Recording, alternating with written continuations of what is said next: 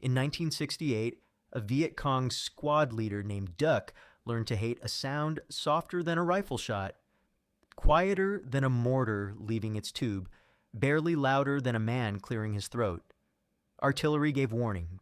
Duke had learned over years of fighting to read the whistle of an incoming shell, the distant crump of a gun firing miles away, the seconds of warning that came between a mortar leaving its tube and the round finding the ground.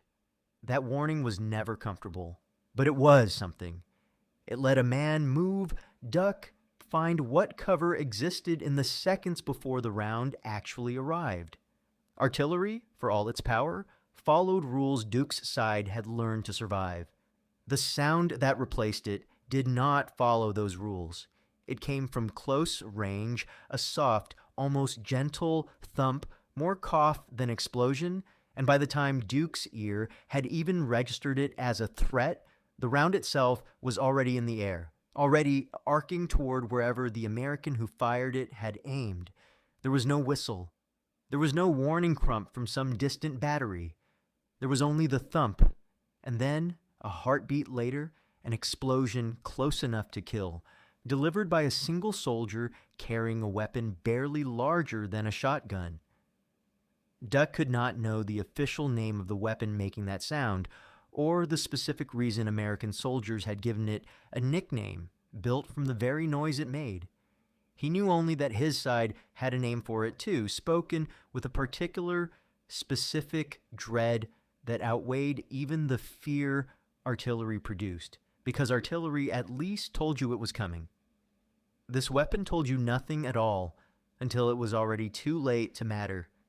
That is the story of the single-shot launcher that traded raw, destructive power for something far more dangerous.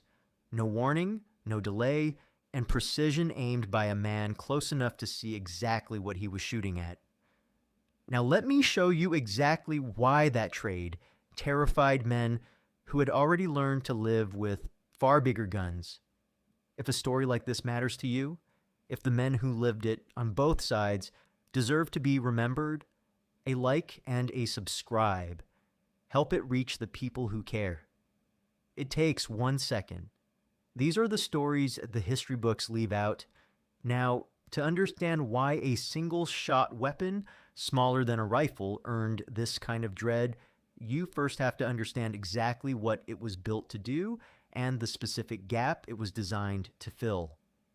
To understand why this weapon mattered so much, you have to understand the specific tactical problem American infantry faced before it existed. A gap between two other tools that neither one could properly cover. A hand grenade, thrown by even a strong soldier, reached perhaps 30 or 40 meters at best, useful only at close range in a fight already dangerously intimate.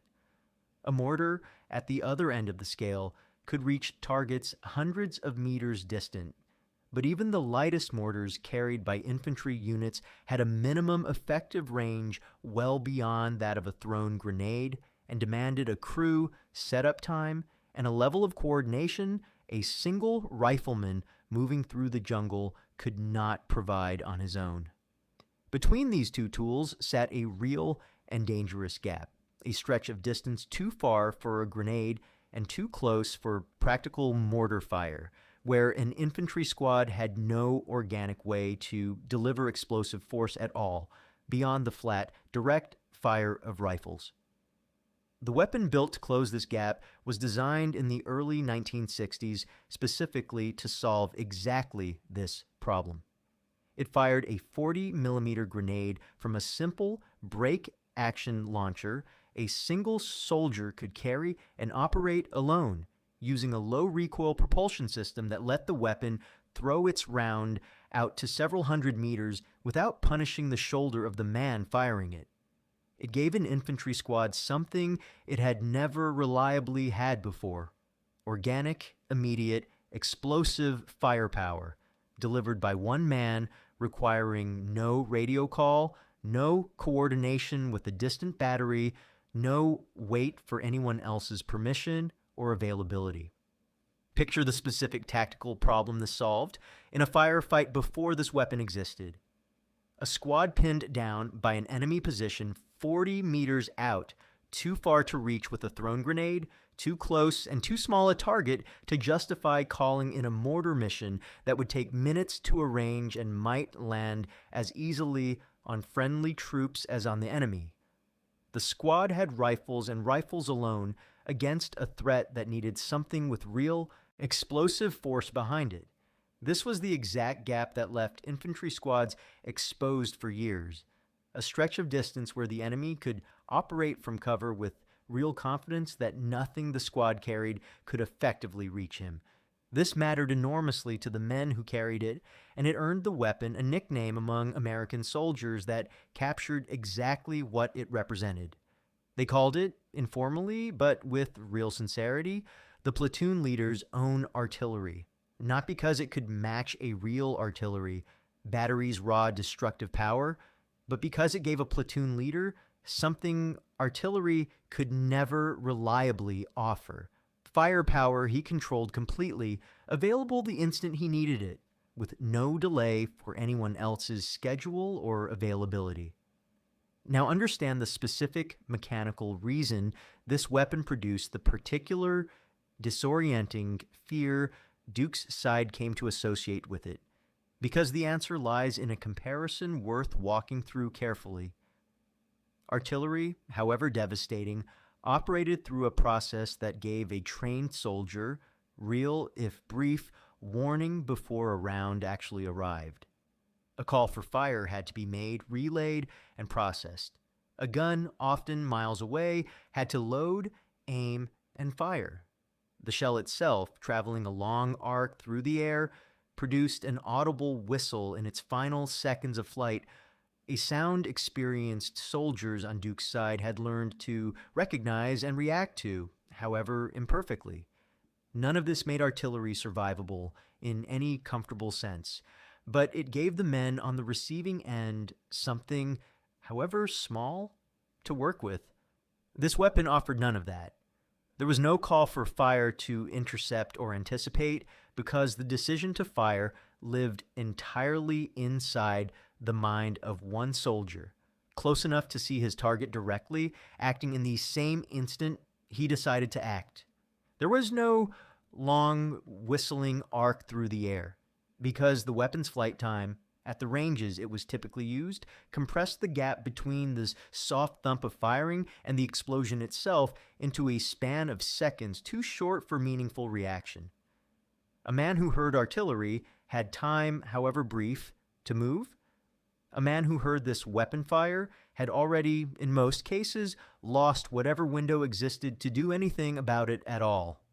Think about what this meant for how Duke's side had to process combat sound in general. Every other threat in their experience followed a recognizable pattern, a sequence of warning signs that experienced men learned to read and act on. This weapon broke that pattern completely, collapsing warning and impact into nearly the same instant, and that collapse, more than any comparison of raw destructive power, is what produced the specific dread this weapon earned. It was not feared because it was bigger than artillery. It was feared because it gave you nothing artillery, for all its danger, still reliably gave you time. Picture the two experiences side by side, because the contrast explains everything about the specific dread this weapon earned. Artillery incoming. A distant crump, then seconds of whistling descent, long enough for a trained man to throw himself flat, to shout a warning to the men near him, to do something with the knowledge that death was arriving. This weapon, a soft, close sound, barely distinguishable from a man clearing his throat, and then, almost in the same breath, an explosion. There was no interval to fill with action. There was only the sound, and then the result collapsed together in a way that made the ordinary human instinct to move, to react, to do anything at all, simply useless. Beyond the absence of warning, this weapon carried a second, compounding advantage that deserves honest explanation, because raw precision, delivered by a single soldier who could see his target directly, mattered enormously to the specific fear it produced. The weapon's simple sighting system, when used correctly by a trained grenadier, allowed genuinely accurate placement of rounds at ranges that mattered most in the close, confused fighting typical of that war. A skilled operator could reliably strike a man-sized target at ranges of 150 meters or more, and the weapon proved particularly effective against exactly the kind of fortified, dug-in positions Duke's side depended on for protection. A grenade lobbed with real accuracy through a bunker's firing slit or dropped precisely onto a position rifle fire could not effectively reach produced results that Duke's side had, until this weapon's arrival, only needed to worry about from mortars and artillery, weapons that operated at a much greater remove from the actual fighting. This precision mattered because it removed a form of safety Duke's side had come to rely on against less accurate area weapons. Artillery, however powerful, delivered its destruction across an area rather than with pinpoint accuracy against a single specific target, which meant a well-prepared position, dug deep and properly angled, retained real odds of surviving even a fairly close artillery strike. This weapon, aimed directly by a man who could see exactly where he wanted the round to land, threatened that same position with a precision artillery rarely offered, a single soldier's judgment substituting for the more diffuse probabilistic danger of an area weapon fired from a distance. And the weapon's versatility compounded this threat further. Beyond the standard high explosive round, it could fire buckshot loads for close engagements, flechette rounds packed with small dart-like projectiles for use against exposed troops, smoke for concealment, and illumination rounds for lighting a battlefield at night, giving a single grenadier a range of tactical options that no other weapon of comparable size and portability could match. A man carrying this weapon was never limited to a single kind of threat. He carried, in effect, a small, flexible artillery piece of his own, adaptable to whatever the specific moment demanded. It would be incomplete, and it would flatten an important part of the story, to describe this weapon only in terms of the fear it produced on Duke's side, because carrying it exacted a real and serious cost from the American soldiers who did. The weapon's rounds carried a real, well-documented limitation. They did not arm until they had traveled a minimum distance, typically sighted around 30 to 40 meters, which meant the weapon offered no protection at all against a threat that closed to genuinely close quarters. A grenadier caught in a sudden close-range engagement inside that arming distance found his primary weapon completely useless, forced to rely instead on whatever sidearm he carried as backup, typically nothing more than a pistol, against an enemy that had closed to a range his main weapon simply could not answer. Picture that specific moment of vulnerability, because it was a real and recurring danger every grenadier carried with him on every patrol. Contact erupts suddenly closer than expected, well inside the arming distance his rounds required. He has the weapon that makes him the most valuable man in his squad at any range beyond 40 meters. And at this range, in this specific moment, it is nothing more than dead weight on his shoulder. He drops it or slings it and reaches for the pistol at his hip, the same weapon every rifleman around him would consider a last resort. Now his primary defense in the seconds that matter most.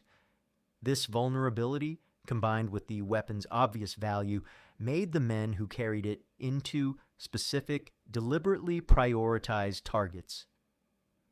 Viet Cong and North Vietnamese forces learned over the course of the war to identify the grenadier within an American squad and treat him as a priority target in exactly the way this series has described for other high-value weapons and the men who operated them. Eliminating the man carrying this weapon removed a significant portion of a squad's organic explosive firepower in a single, well-placed shot, and ambush planning came to reflect this specific priority, targeting the grenadier early and deliberately whenever his position could be identified. The physical burden mattered too, and deserves honest mention. A grenadier carried, in addition to his own personal equipment, a substantial load of the heavy 40mm rounds his weapon required. Weight that slowed him on long patrols and added real cumulative strain across an entire tour. This was not a comfortable or glamorous assignment. It was a demanding, physically taxing role that made the man performing it more valuable, more exposed, and more specifically hunted than an ordinary rifleman, a cost paid in exchange for the tactical value this weapon provided to the rest of his squad.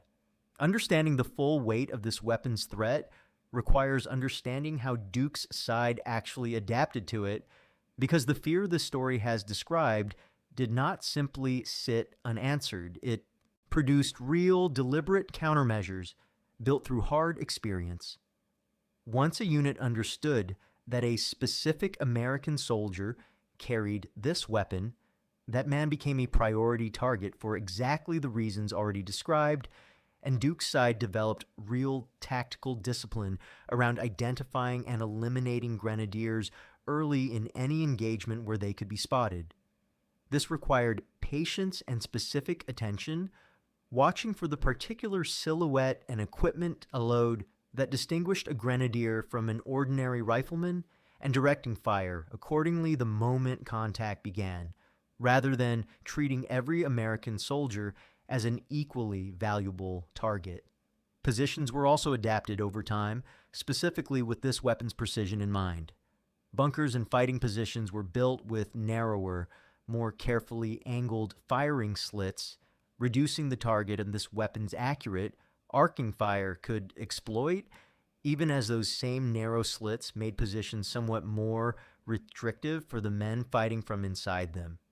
This was a real trade-off, accepted deliberately in direct response to a threat that had demonstrated real ability to exploit exactly the kind of position that had once offered reliable protection against less precise weapons.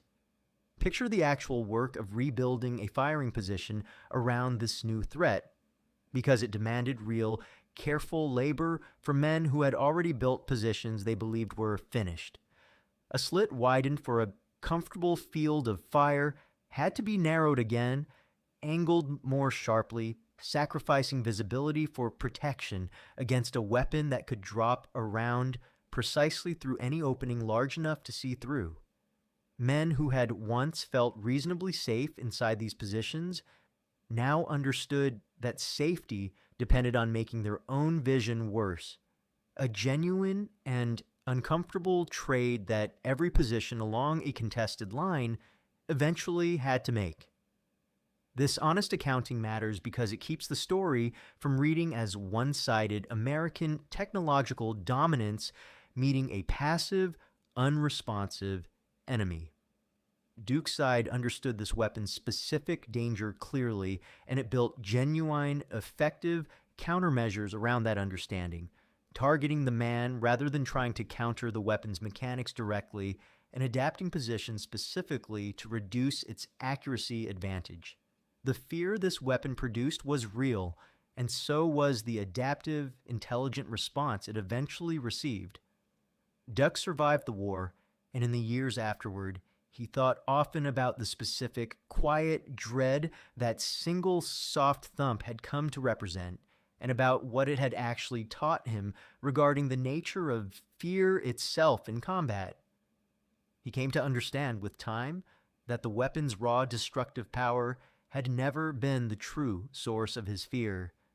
He had faced artillery capable of far greater damage, delivered across a much wider area, and he had learned, however imperfectly, to survive it through warning and preparation.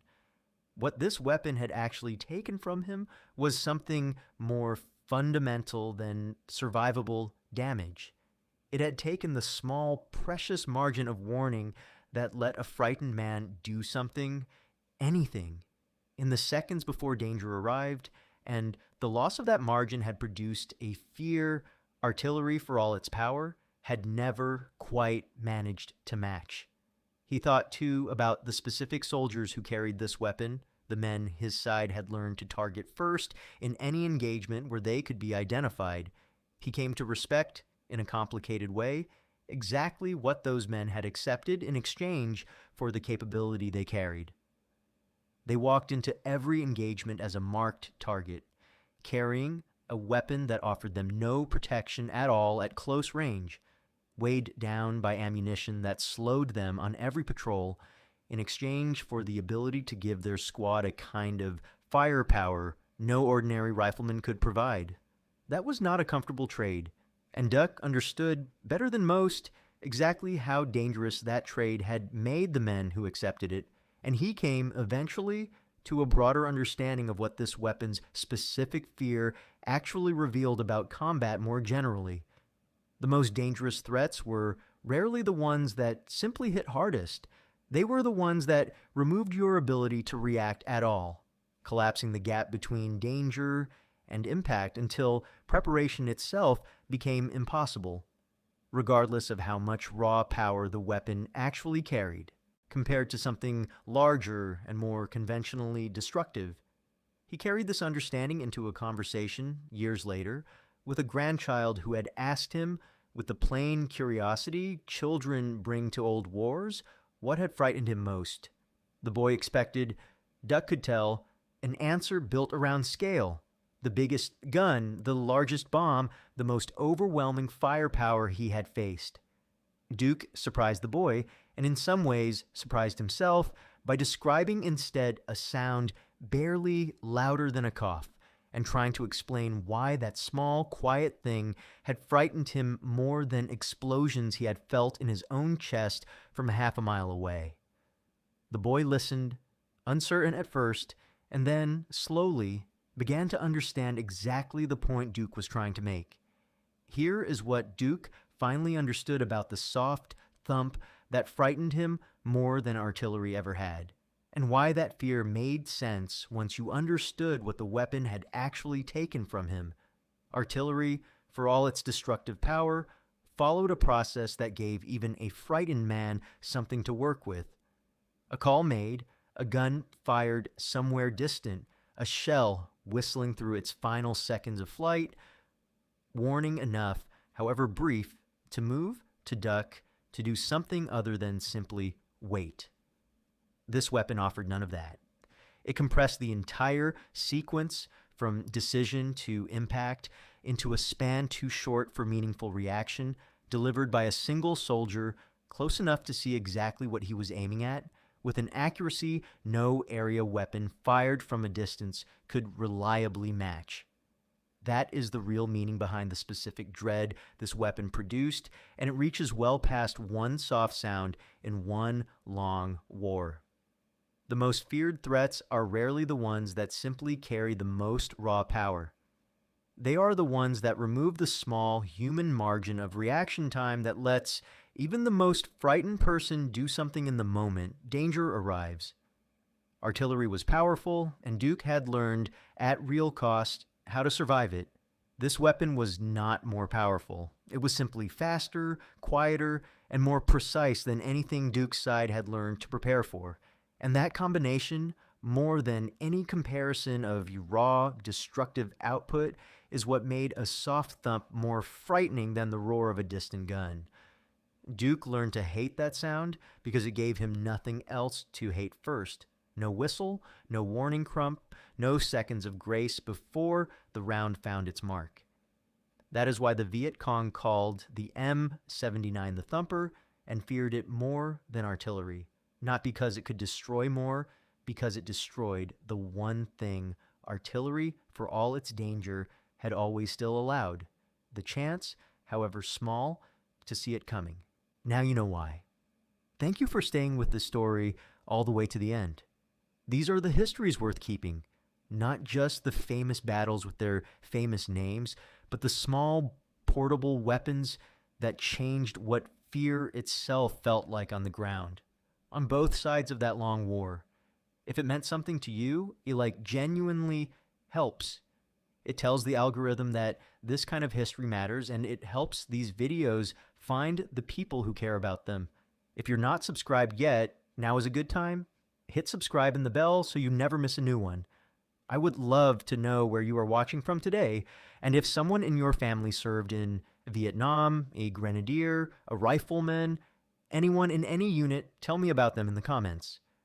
Every one of those men carried a story like the one you just heard. Most of them never told it. This is how we make sure they are not forgotten.